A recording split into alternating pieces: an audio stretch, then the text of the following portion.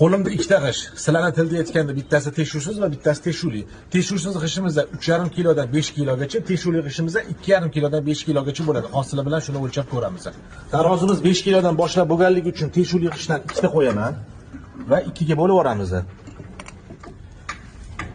Rovno 6 kilo bo'ldi. O'shanda g'ishimizni, teshuvli g'ishimizni 3 kilodan iborat bo'ldi. Standartga juda to'g'ri kelyapti. Endi teshuvsiz g'ishi bizga 4 kilo deyishgan.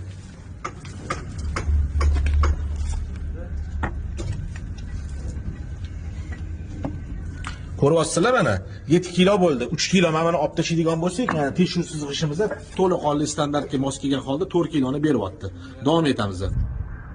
Ikkala g'ishni ham xususiyati bir xil, lekin buni teshiga borini hisobiga bu g'ishga nisbatan 1 kilo yengil bo'lganiga mana shu imoratimizga 100 mingta g'ish ketadigan bo'lsa, imoratimizga 100 tonnaga yengil degan. Ikkala g'ishimizdan ham Toshkent shahrida bemalol foydalansanglar bo'ladi. Bunimiz nisbatan qimmatroq kelishi mumkin butun kelgani hisobiga. Bu g'ishimiz rassipnoy keladi, to'kayotganda bilasizlar 5% dan 10% gacha sinishini hisobiga yo'qotish hosil bo'ladi. Tanlash imkoniyati o'zingizda qoladi.